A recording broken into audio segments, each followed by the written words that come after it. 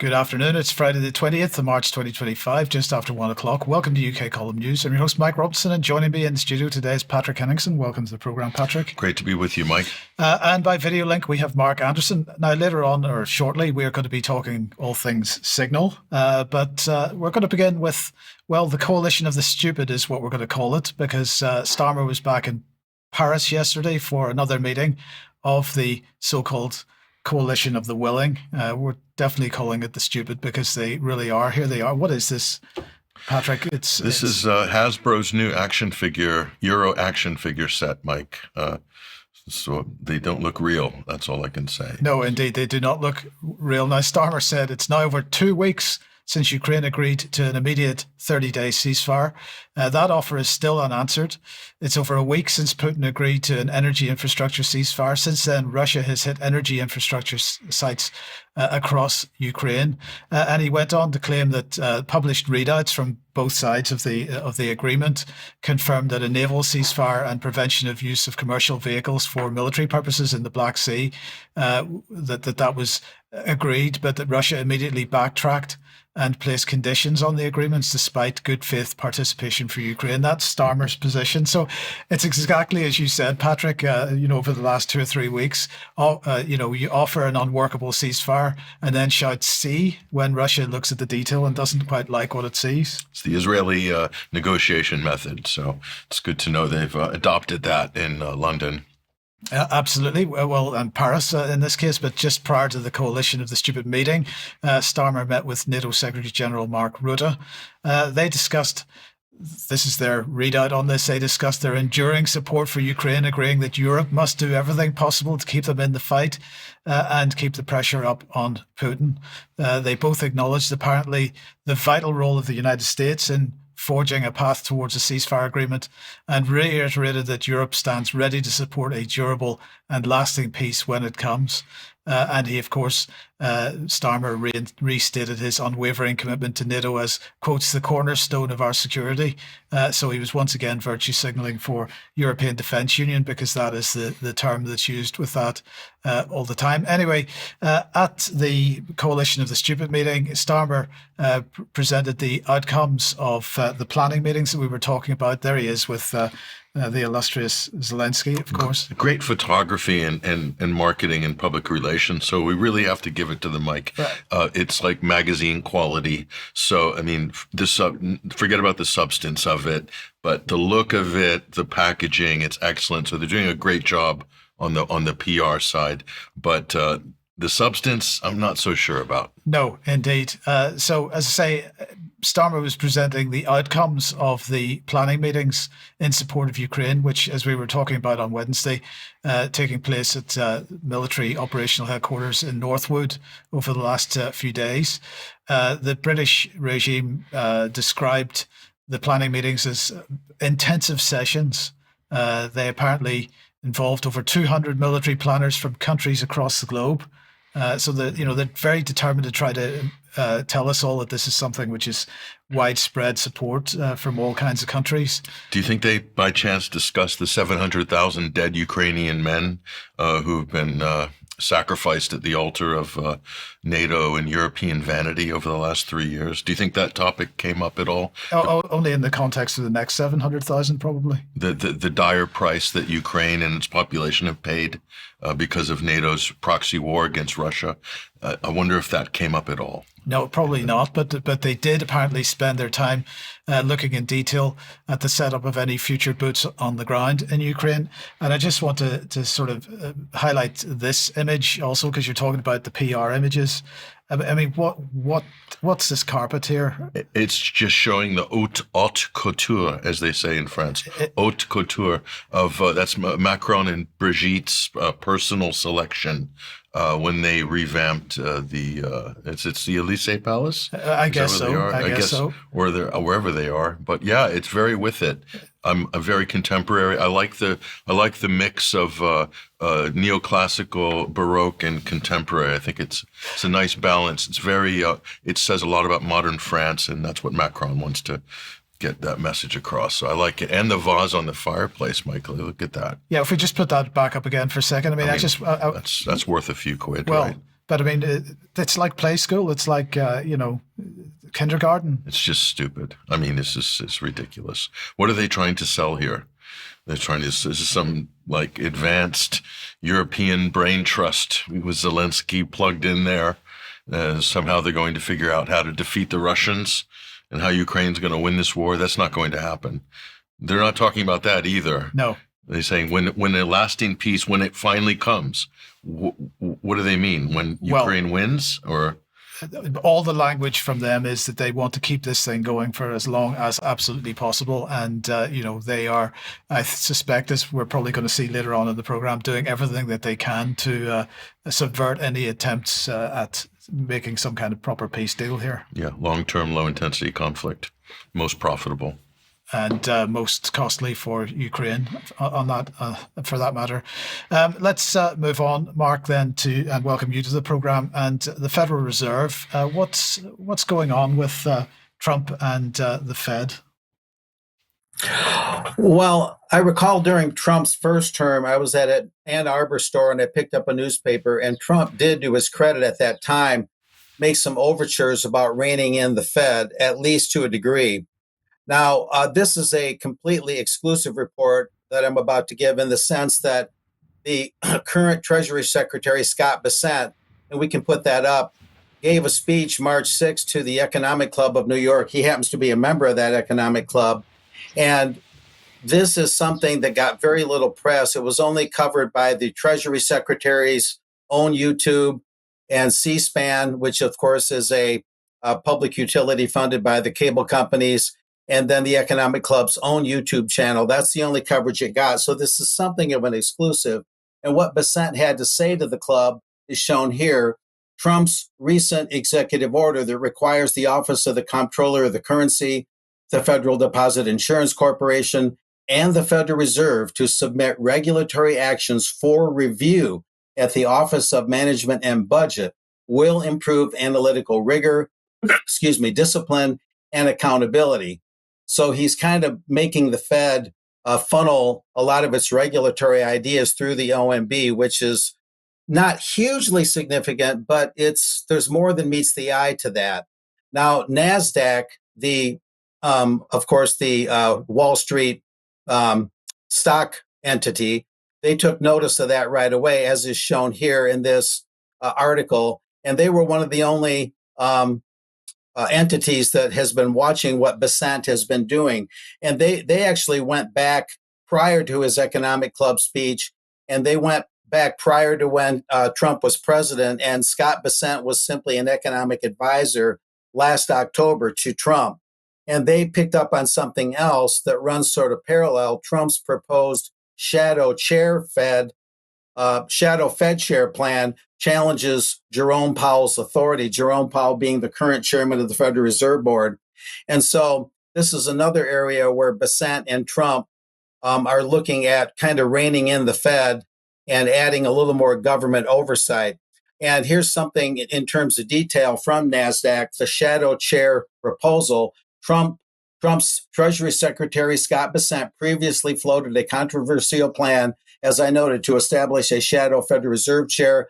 Under this unprecedented proposal, the shadow chair would have no official authority or power, and yet the position would serve to challenge and critique current Fed decisions. This is NASDAQ explaining this. The appointed individual would likely become the next Fed chair after Jerome Powell's term expires in 2026. So it would sort of prep somebody more aligned with Trump to replace Powell. Moving on, this is what else NASDAQ had to say that explains the significance of this, the potential impact on monetary policy. This shadow chair could create significant complications for U.S. monetary policy implementation. This dual voice, as it describes it, might lead to, and I emphasize this, market uncertainty that would likely increase as investors and financial institutions attempt to interpret conflicting signals from both the official and shadow Fed chairman. So NASDAQ, representing Wall Street, is a bit concerned about this. As this next slide also indicates, the institutional independence of the Fed, of course, is this all-important thing. Thou shalt not touch the Fed with any congressional or legislative or political concerns. the Fed has to be on total autopilot. So therefore, NASDAQ is concerned, saying this proposal raises significant concerns about the Fed's independence, a principle that has been fundamental to U.S. monetary policy for decades. In emphasis here, I put establishing a shadow chair could be seen as an attempt to circumvent the legal protections that ensure the Fed's autonomy from political pressure. And of course, they're concerned about the Fed's credibility itself being damaged here. And from there, we can move on a little bit more. And I talked to Conrad LeBeau about Besant's speech to the Economic Club and about his idea for a shadow Fed chair that was, again, last fall before Trump was actually elected. So some of this stuff has been brewing for a while. And he saw some significance in it. It's kind of a wait and see about that. Conrad has done a lot of very in-depth research on the Federal Reserve. He's written a book, A Critical View of the Federal Reserve Act, available at the website I'm giving here. That'll be in the show notes, I presume. But I wrote a little snippet on this, and Conrad is looking at the real swindle involved with the Federal Reserve, guys. He's looking at the specific ways that the U.S. government is shorted and swindled by the Fed. And he's trying with all his might to get the Trump administration looking beyond just regulatory changes and looking at the very heart of what the Fed does. And as it explains here, just to give some examples, each U.S. $1 bill costs the Fed 17 cents to have the U.S. print the money for the Fed. A 5, 10, and 20, and $50 bills each cost a little bit more per note. But in all cases, as Conrad outlines, the U.S. is swindled. The Fed's cost of printing $200 billion in U.S. currency is about $1 billion, despite the legal tender or face value of this same currency being 200 times greater. This fire sale of our currency to the privately owned banking system needs to stop, Conrad is saying. It has resulted in the loss, get this, of about $10 trillion in revenue for the U.S. in the last 110 years since the Federal Reserve was founded. So the U.S., besides having the potential to make a lot more revenue, or at least reasonably more revenue through the institution of tariffs, if the U.S. would actually get the full face value of the money that it produces for the Fed, then that would be another huge stream of revenue that would not involve taxing the American people. And so this really spells out that there's a lot going on behind the scenes that you're not going to hear about in the regular news stream to try and rein in the Fed that's carrying over from Trump's first term when the Fed was pushing back a lot what Trump was doing back then. So these developments are pretty significant. It's a bit evolutionary, but I'll be keeping a close eye on them, and there'll be more in the weeks and months ahead. And we'll see how far Trump goes with the Fed. Will he go as far as he's going with tariffs? We'll soon find out. Thank you, Mark. Okay, well, let's move on then to the topic of the Signal scandal. And the Guardian here calling it a fiasco. Is that what you would describe it as? Yeah, it's the first big scandal for the Trump administration so far in the first couple of months. And this has been just dominating the news internationally. The Guardian has written a ton on this. I think they published at least 10 articles, various news reports, and analysis and opinion on it. Here's one here. Signal fiasco is obscuring an essential question. Why are we bombing Yemen? Well, I'm leading off with that Guardian piece just to open this conversation here, because I think that is the operative question. This is really what we're looking at here, but there's a whole bunch of other things that have happened. So this was a private chat on an app called Signal. A lot of people out there have this app on their phone and use it. And the only difference is this was a intense national security conversation going on there. I was a bit surprised, Mike, to see that they would be, talking about war plans on Signal and not. Well, why would they be doing that? Because it seems to me, my first thought on this is the reason they're taking that onto Signal is because actually, and there was a lot of criticism about the fact they've done this, why aren't they using the official infrastructure that's provided by the intelligence agencies or whatever?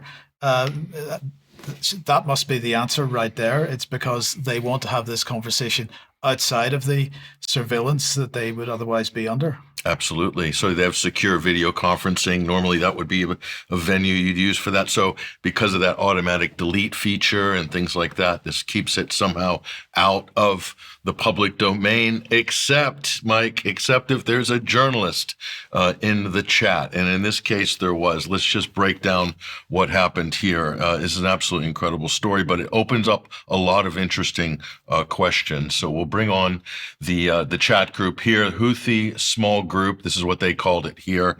And we'll look at the main people in here, what they call the principals, Mike. This is what they call themselves.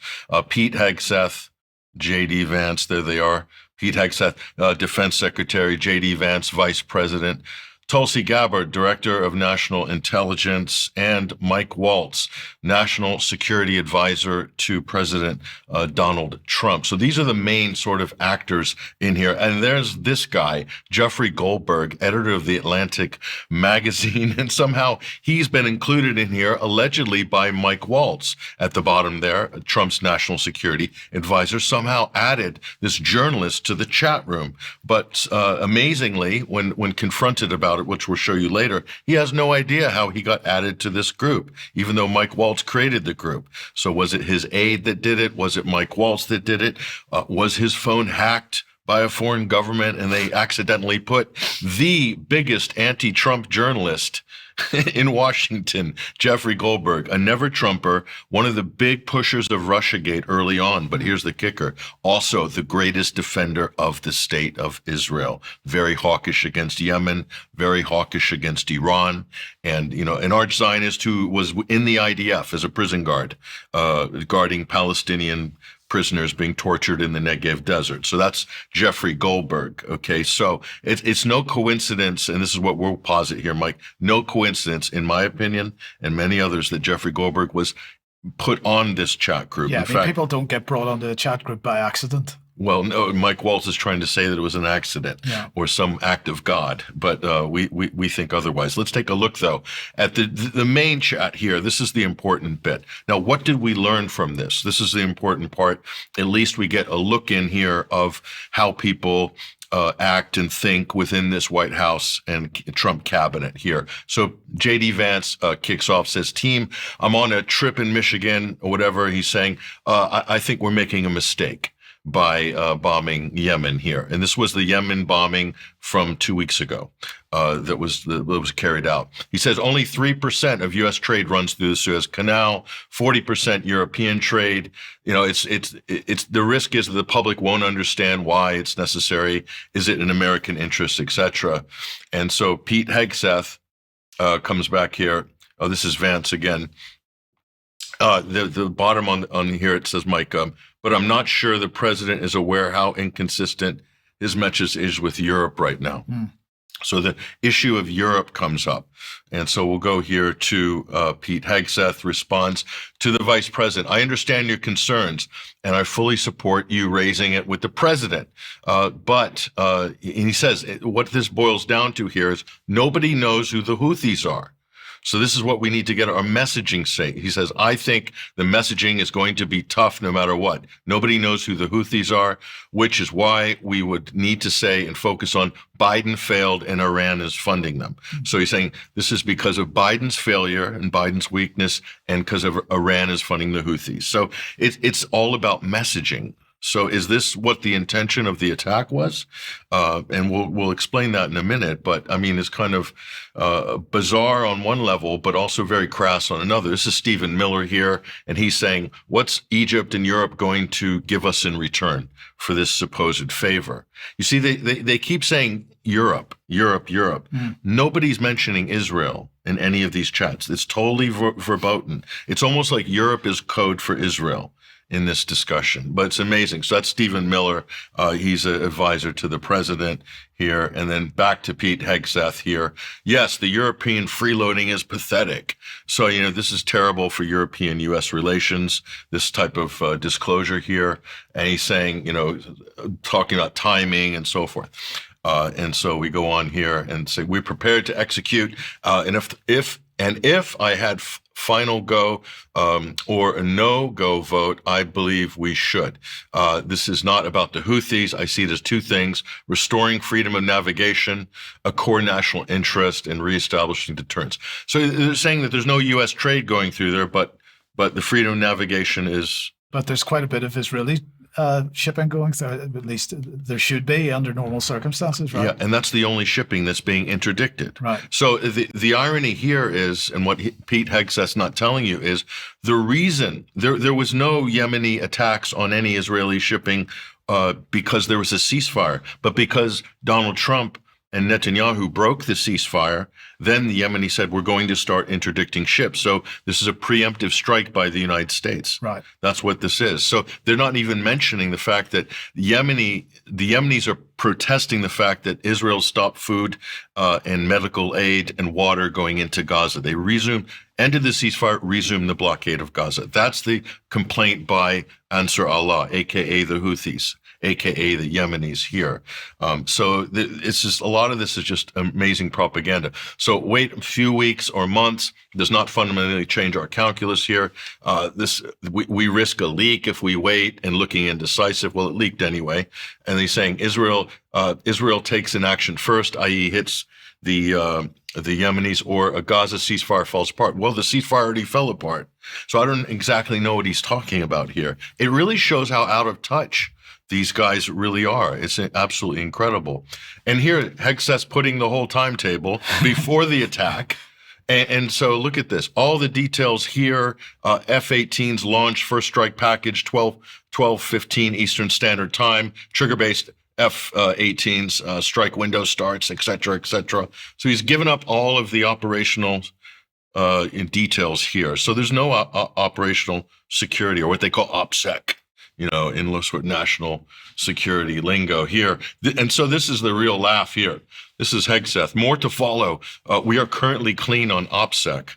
Well, doesn't look very clean to me. Not when you invite journalists in. It's not clean. Everyone sees it now. So Jeffrey Goldberg ran with it. Godspeed to our warriors.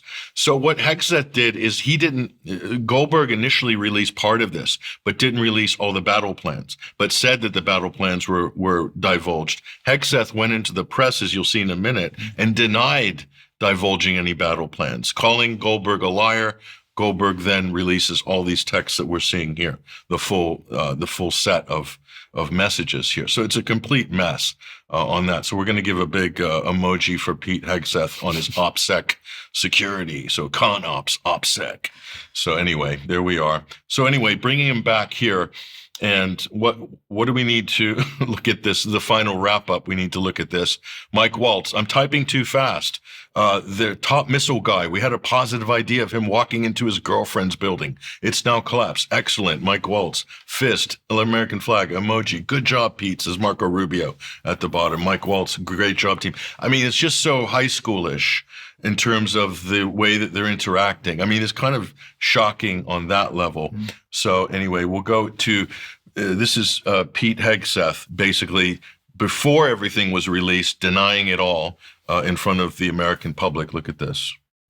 Looking forward to it. One question. Can you share how your information about war plans against the Houthis in Yemen was shared with a journalist in The Atlantic? And were those details classified?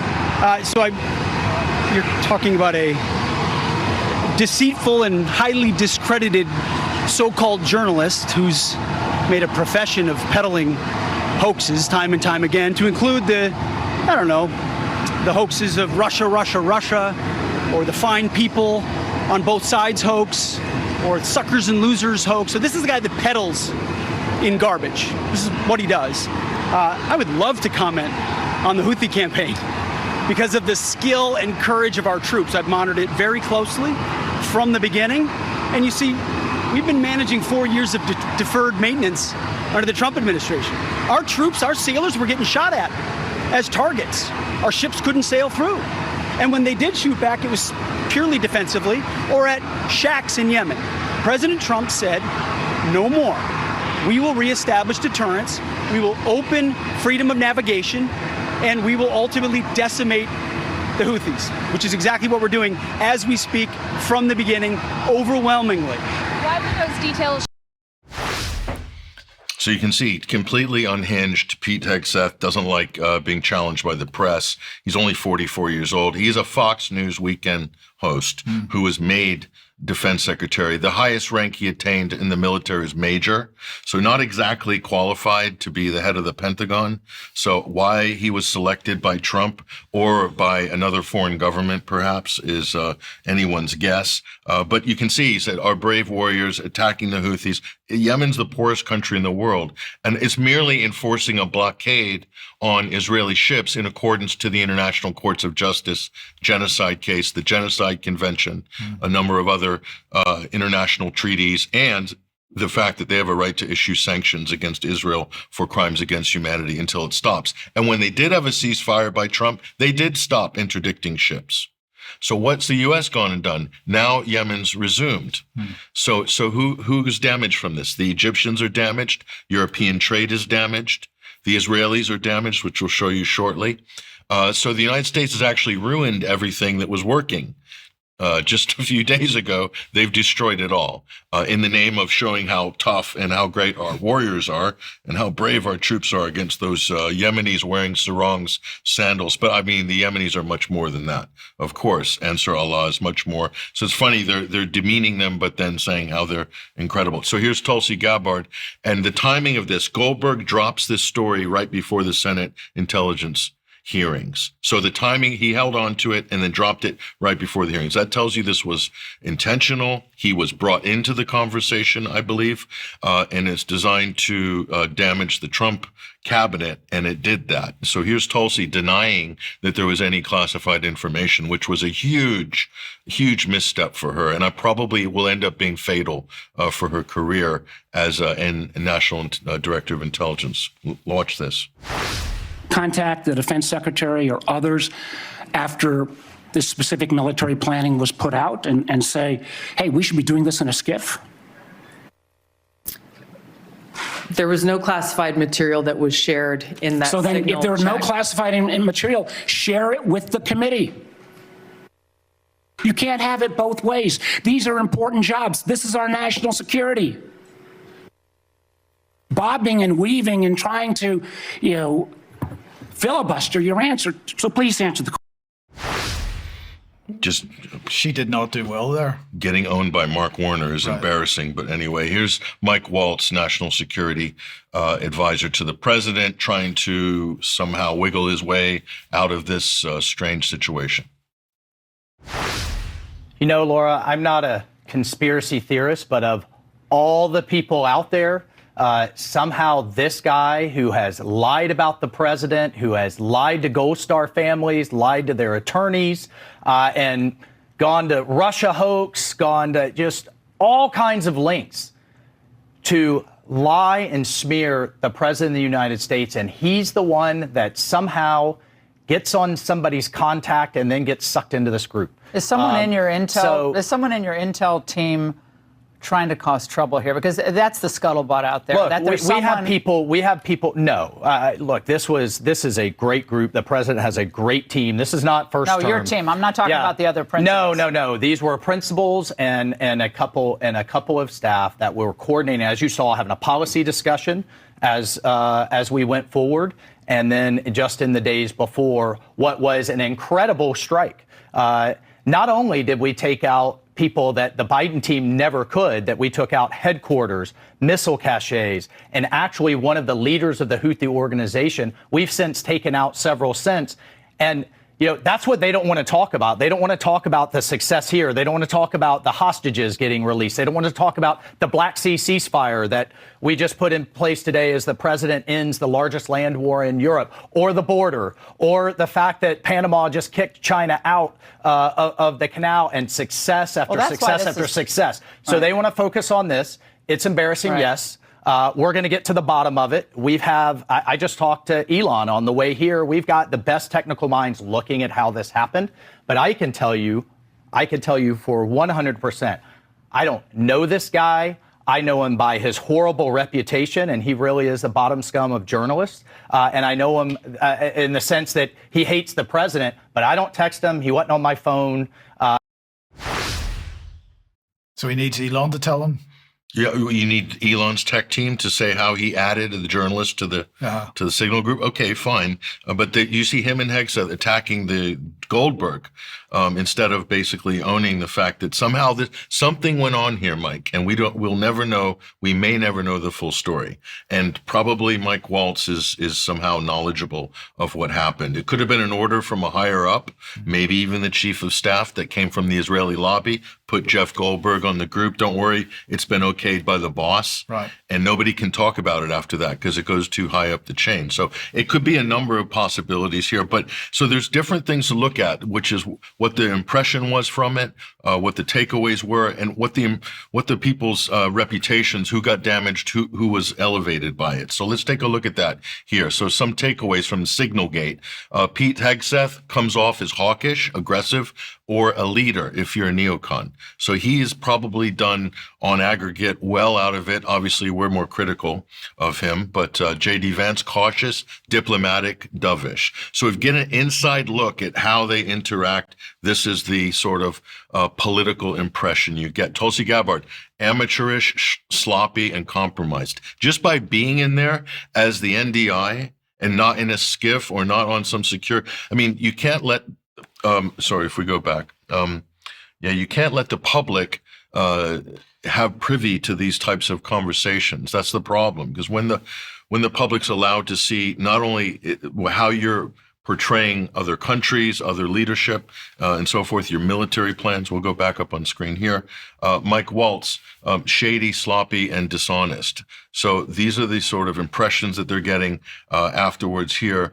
And so this is one of the other things we're going to find from this is that there's a potential pressure release valve here, Mike, with regards to the attack on Iran. So a lot of public pressure has been released from this, and there's no pushback pretty much from this, from the public, or from either Democrats or Republicans on the bombing itself. There's only talk about Signalgate. So if from a sophisticated PR point of view, that could be maybe the intention of this. There could be multiple intentions of this. We don't know for sure. But if we go and look just a little bit further here, and of course, Jeffrey Goldberg, what do we know about Jeff on this? Well, Jeff was handpicked to be in this. He probably was gifted this. Maybe he was put on without his knowledge, but someone intended for him to be there. That is the main takeaway that people need to understand. So, but what about Pete Hegseth, our defense secretary? He's come off as a hothead, slightly fanatical, but just how fanatical is Pete Hegseth? Let's take a look at this. So these are the tattoos of Pete Hegseth. This is the defense secretary, 44-year-old, no experience, Fox News weekend host, not even a mainline anchor, a weekend host. So sort of second-tier Fox presenter, selected by Trump to run, a multi-trillion-dollar department in the United States government here. So let's look at the various tattoos. That's the cross of Jerusalem. Again, crusaders.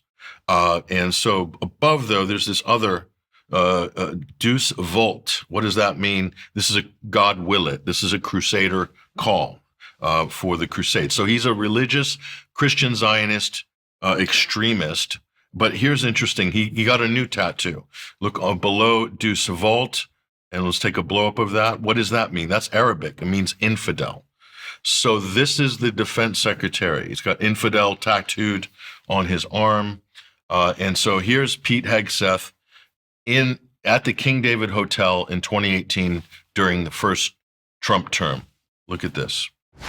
You had a chance to go see the Western Wall of the Temple Mount, the Western Wall tunnels, so much of the old city.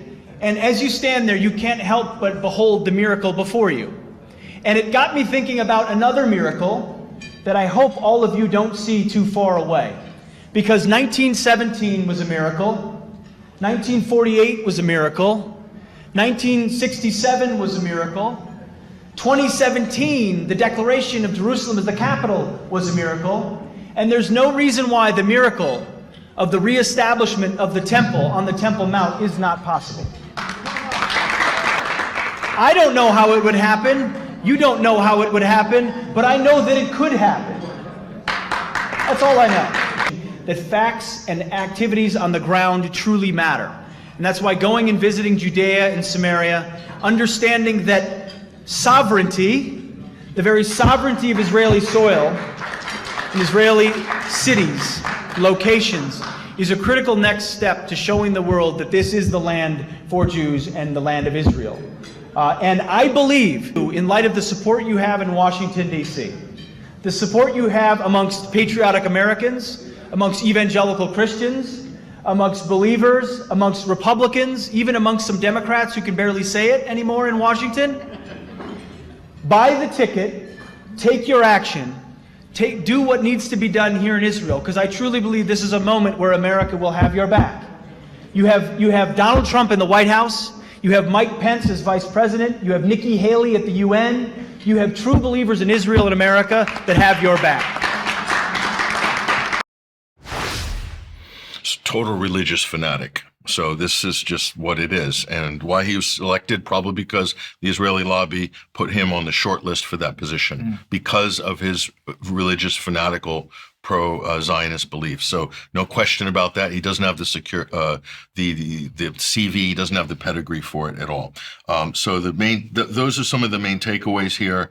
And everybody on that Signal chat group, Mike, I just want to say is probably in violation of maybe Section 793 of the Espionage Act, probably the Government Records Act as well.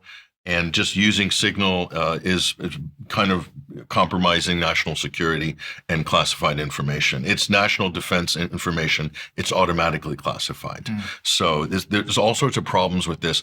Was this a setup? Definitely. Who set it up? We're not entirely sure. Who and why, we're not entirely sure, but it was definitely set up. And did it deter the Yemenis? We'll bring this up on screen here. Not really. They just fired more ballistic missiles at Israel. They wouldn't have done it before the U.S. attack. And what is this a prelude towards? We go on to the next slide. The next slide is the U.S. Attack on Iran that appears to be imminent, and everybody's talking about that. That's really what this all leads up to. I think in many ways, this was a test run, this scandal, to soften up the public for an attack on Iran. So they're really getting the public to acquiesce to what's coming, and that is talk of a bigger war. A war fever is now in America, at least on the right wing. It's sounding a lot like it did before the Iraq War. A lot of people they're talking about the inevitability of an attack on Iran, Mike. So we're reliving this again, deja vu. And, we were talking on Wednesday about B-2s being shipped to Diego Garcia. That's not about Yemen. No, that's definitely about Iran. So we're heading on a slippery slope towards probably another major war, and who knows where this one's going to end if it's allowed to happen. Yes. Okay. Thank you, Patrick. Okay, let's move on. If you like what the UK column does, please support us. Support.ukcolumn.org is the place to go. There are options for helping us out. You can make a donation. You can join as a member. And if you do join as a member, you get access to extra content and so on. Pick something up at the UK column shop if you can, or from clive2carl.com if you use the link that's here.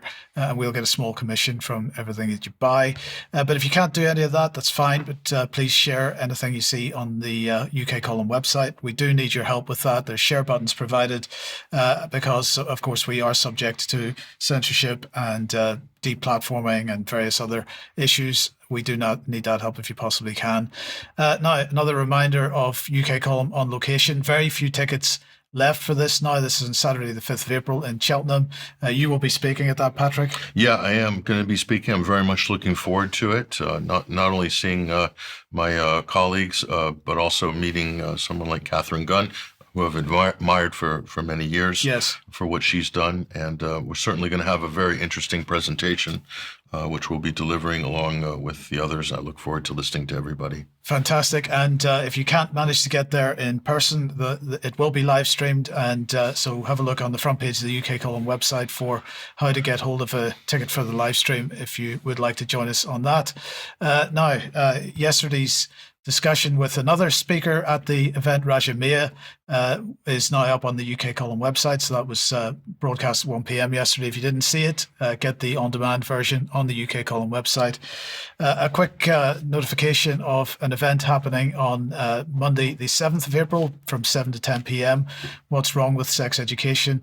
This is taking place in Northern Ireland, in Lisburn, my hometown originally. And so get along to that if you possibly can, if you're in Northern Ireland. Now, let's come back on to Signal in a sense, because, of course, in light of the Signal shenanigans in the US, but also the situation with Apple and the encryption shenanigans over here on that. I thought it'd be good just to remind ourselves of the debate around end-to-end encryption and the effect of the Online Safety Act on that. Now, this is something we've been warning about for many years, but in the course of 2023, Meredith Whittaker from the Signal Foundation was warning and threatening that Signal would pull out of the UK if there was any attempt to force it to turn Signal into spyware. Which is exactly what Apple was being asked to do over the last number of weeks. So we'll start off here. This is a short excerpt from some comments she was making to Channel 4 News in July 2023. There is no way to create a backdoor that only the good guys can walk through. And what's being proposed here in the context of end-to-end encryption is a backdoor. And we know from decades of history, from decades of serious research, that there's no such thing as a safe backdoor. If the British police can get in, hackers can get in. If the British police can get in, hostile nations can get in. If the British police can get in, Putin can get in, the Iranian government can get in, and others wanting to do harm can get in. So it's really important that we maintain the security and integrity of these systems. I mean, just to clarify, Putin, the Iranian government, these are not the people we need to be worried about. It is our own governments that we need to be worried about. But look, and their allies, like the Sixth Eye, the Israel government. As well. Exactly, and Unit 8200, absolutely at the heart of just about every piece of infrastructure that we have. Look, we have a second video clip here because the person sitting beside her was Damien Collins. And he had been at least chair of the Culture, Media and Sports Select Committee for several years. And he was a major proponent of the most draconian aspects of the Online Safety Act. So let's just listen to what he had to say and how Meredith responded to his comments. I agree with Meredith on that point. I mean, I don't think it would be safe to say there's a safe backdoor, because once you create it, other people will find it as well. That's why we're not going to ask companies to break encryption. What the regulator would do, I would imagine with a company like Signal, is when the regulator Ofcom is creating the codes of practice, they might say to Signal, well, what sort of data do you gather? And if Signal says, well, we don't gather data about people's messages, we can't possibly look at this. The regulator won't say you need to break encryption. It'll say that's fine, but you do have policies, let's say, on legal and appropriate use. How do you enforce those? What do you do? None of that is specified in the bill, and this is our concern, because we hear things that are sensible like that from people like you, and then we look at the bill, and what is specified is a regime that would give Ofcom the power to demand that everyone in the UK download spyware that checks their messages before they're sent against a database of what is permissible to say and send and what is not permissible. And that is a precedent that authoritarian regimes are looking to the UK to set, to point to a liberal democracy that was the first to expand surveillance in the terms of the UN Human Rights Commissioner. This is unprecedented paradigm-shifting surveillance, and paradigm-shifting not in the good way. So this is a massively important point. Now, you'll note that Damien Collins said that the UK would not be asking companies to break encryption. But since no MP can ever tell the truth, it should come as no surprise that the UK regime did exactly that with Apple. They were absolutely demanding that they break their encryption and provide a backdoor. So her point there was absolutely valid about the power of Ofcom under these circumstances. But here's the thing. In a sense, it doesn't matter how secure the end-to-end encryption actually is, because Signal is, without question, the most secure of every protocol that's out there. The issue here is if the deep state can get hold of one of the ends of the end-to-end encryption, that if they can get hold of one of the ends of the conversation, either through some form of social engineering, as seems to have happened in the United States, or through a device being seized at a border and the storage on that device imaged. And a great example of that is this article in the BBC, because this Israeli company, Celebrite, was claiming to have cracked Signal's encryption. Well, it hasn't, and it's done absolutely no such thing. What they actually can do is they can read the file format of the Signal app if they can get hold of the physical phone. So they need to have the actual physical phone in their hands, and they need to image the storage of the phone in an unencrypted state. So they've got to get you to unlock your phone, and then they can read the file that Signal saves on the device, which is not the same as getting remote. cracking and getting remote access. Yeah. So the real risk here is the security of the device that your application is running on. And that actually is evidenced by this article from Le Monde, because France brought in legislation also in 2023, making it lawful for the French police to remotely control phones and laptops to enable the recording of a person of interest, to switch on cameras, switch on microphones. Now, Apple did something to try to mitigate that somewhat, because they now put a green dot on your device to show whether there's the microphone or the camera is enabled.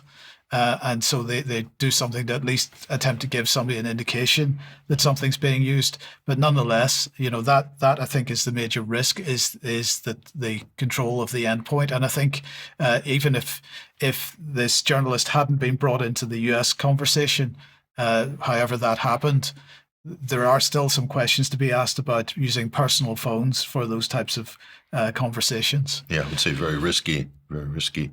And just to finish this segment on Ofcom, I just wanted to mention this.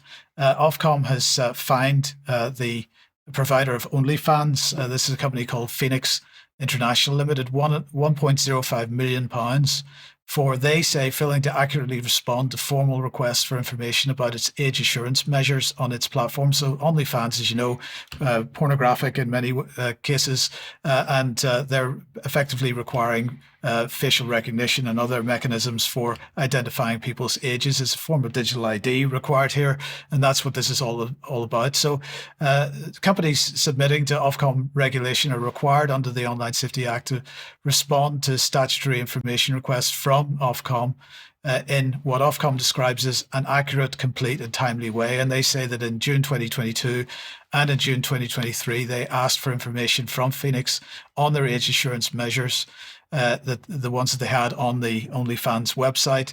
This included asking how OnlyFans was implementing age checks, and specifically about the effectiveness of OnlyFans third-party facial recognition technology and facial estimation technology. And Ofcom said that in January 2024, Phoenix had informed them that it provided incorrect information about the challenge age set for its age estimation technology. And so an investigation was opened. They found that Phoenix had not reported this issue for 16 months, and therefore they were in breach, and that resulted in an incorrect submission. They imposed this penalty of £1.05 million, which they say is going to be passed on to the Treasury. So this money goes to the British government, but that includes a 30% reduction, because they would have had a bigger penalty if they hadn't complied and they hadn't basically accepted the findings and held their hands up to it. So, this is another example of the power that Ofcom has been given as a result of this piece of legislation. Yeah, very wide-ranging powers. Yes, absolutely. Okay, Mark, let's come to you now. And elections. Yes. In my research over the years, I've, of course, found that the main control levers for controlling populations is money, media, elections. Sometimes I just call it MME for short. And given the prodigious amount of executive orders coming out of the White House, unprecedented with this second Trump administration, it's been a challenge as to which ones to cover. So based on these main control levers, I reported about money a little earlier today, the author Conrad LeBeau. I'll mention in passing about that first report today that Conrad ultimately emphasizes, of course, that the U.S. would cut the Fed out altogether and issue its own currency, debt and interest free, which would be removing a significant control measure from the population of the U.S. and ultimately beyond because of the ripple effects that would happen. I wanted to put that cherry on top for my previous report.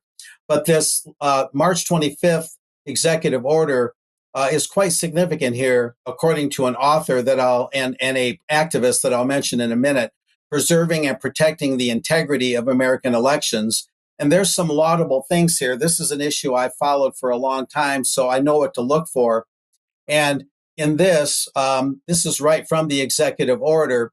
It points out that in tabulating votes, Germany and Canada require the use of paper ballots counted in public by local officials, something that activists and critics have been talking about a long time in the US, but we can't seem to get there. And it also points out that countries like Denmark and Sweden sensibly limit mail-in voting to those. They limit it to those who are unable to vote in person due to, handicaps and things like that, physical handicaps. And those countries like Denmark and Sweden do not count late arriving votes, regardless of the date of postmark.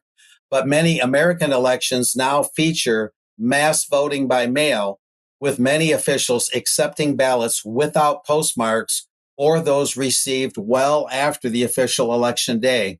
So this executive order is pointing out a number of things that key critics I've interviewed over the years have pointed out. And we'll move on from there. There's another important part of this. And in the next slide, it talks about, here we go.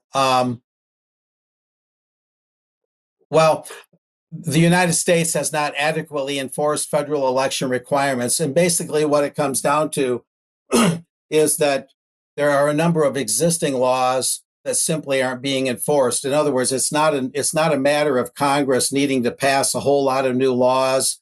And this happens a lot with the border too. The border has a number of laws on the books and regulations that simply aren't enforced. And the same goes for achieving election integrity. Now, Garland Favorito is the main activist who's been working in the state of Georgia, really doing yeoman's efforts, guys, to show, first of all, that there really is major election fraud happening in the U.S., including in the 2020 elections, but also providing very good examples on how to combat election fraud. And anyway, I have some quotes from Garland in terms of his reaction to this executive order. This is one of them we'll put up here. And he would know. He would know all the particulars to judge this executive order. He said this EO is a great first step. I expect more orders coming on election integrity. It shows Trump and his team have done their research. And that's reassuring to hear. And talking about his work at the state level, I just talked to Garland yesterday on the phone. He said there's a bill in Georgia about hand-marked paper ballots and another to get the state of Georgia out of what is called ERIC. And we'll talk about that in a second. And then there's yet another bill to help resolve invalid voter registrations. Now, moving on from there, I'll just mention here with this slide that there is an existing interview with Garland Favorito from the fall of 2023. Viewers can check that out. And he explains in painstaking detail that there genuinely and truly is election fraud going on at a very fundamental level, and that the main problem is the electronic vote tabulating machines, not so much voter ID and all these other miscellaneous issues that are talked about. Now, what is ERIC? That was mentioned briefly by Garland, and he wants to get the state of Georgia out of it. It is the Electronic Registration Information Center, and their stated mission is to help states improve the accuracy of America's voter rolls, increase access to voter registration for all eligible citizens, reduce election costs, and increase efficiencies in elections. And the next slide will show that everything basically looks like it's on the up and up. It shows that Jonathan Marks is the chairman of ERIC, and he's the deputy secretary of elections for Pennsylvania.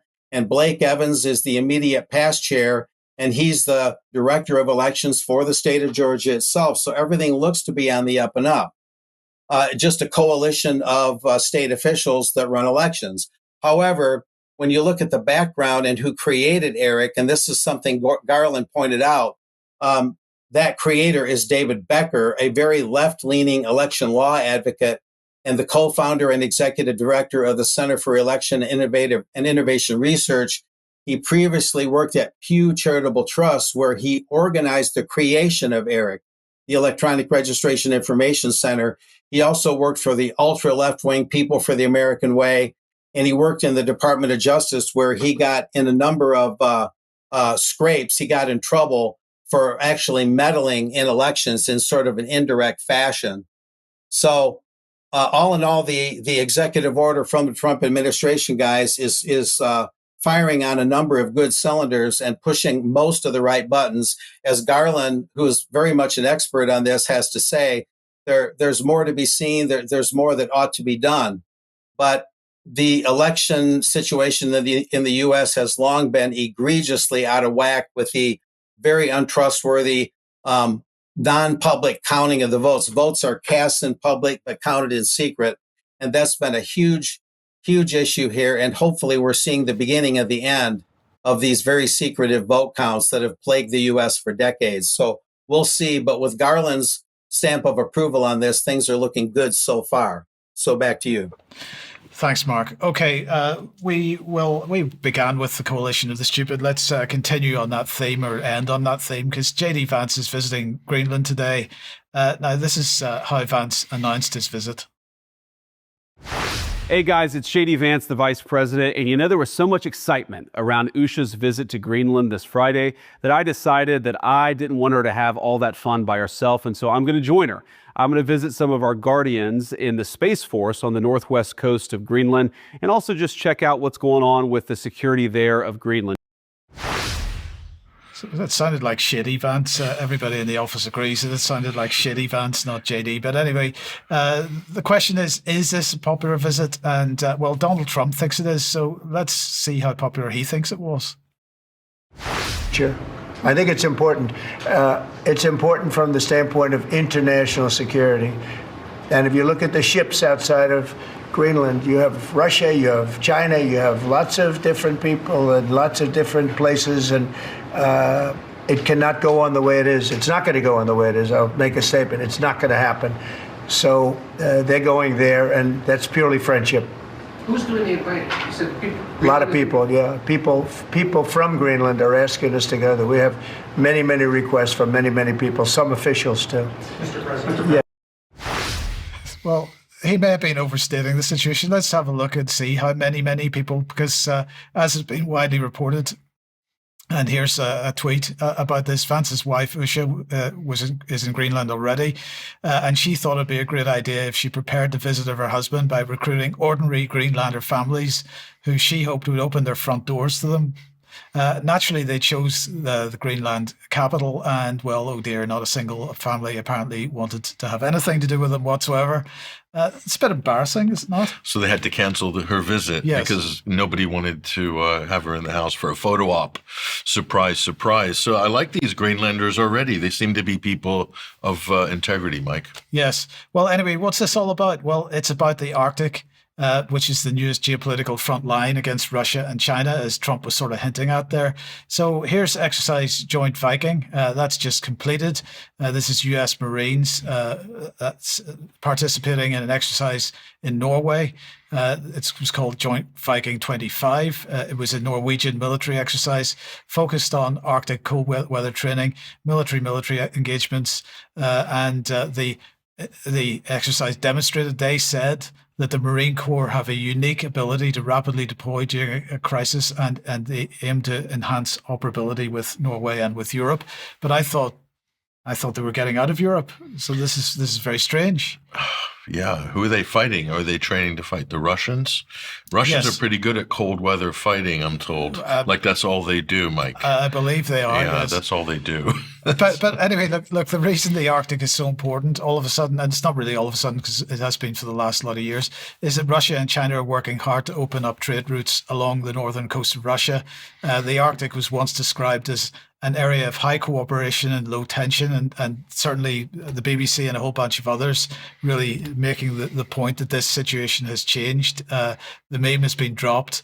It's climate change, you say, and the claim is that average temperatures are rising, and therefore accessibility to the region is rising, and therefore they've got to do something about it. So the narrative is going that the Arctic is central to Russia's military and strategic thinking, that because of the military setbacks that Russia has suffered in Ukraine, and with Finland and Sweden joining NATO, the importance of the region for Putin is only increasing, and therefore, we've got to continue to fight. And this has been in the media here. So let's just, this over the last few years, malign Putin eyes new Cold War as he plots the Arctic. The Guardian view on the Arctic threatened by Putin's war.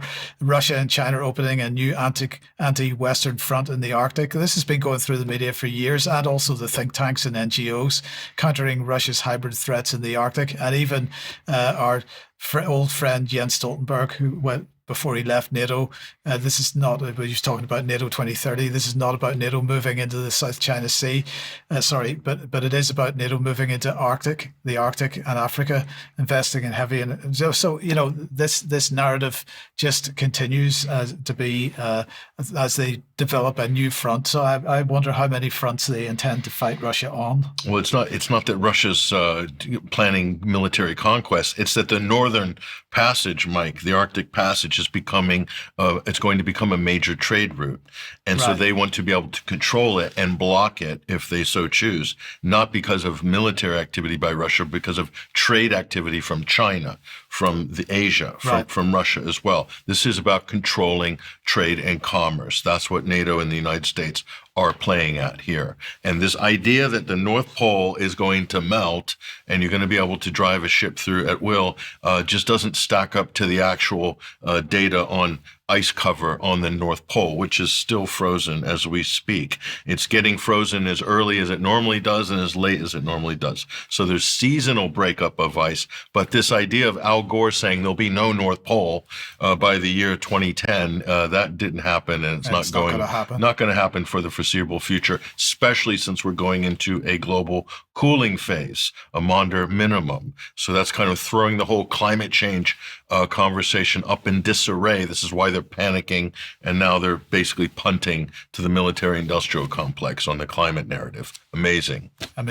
Well, look, it's 2:00. We've got to leave it there for today. Thank you, Patrick, and thank you, Mark, for joining us today, and thanks everybody that's watched. Don't forget, very few tickets left for the event on the 5th of April. If you can possibly get to Cheltenham, it's going to be a fun day. Live stream available as well. But join us in a few minutes if you're a UK Column member for some UK Column News Extra. Otherwise, have a great weekend. We'll see you at 1 p.m. as usual on Monday. We got to leave it there. Bye-bye.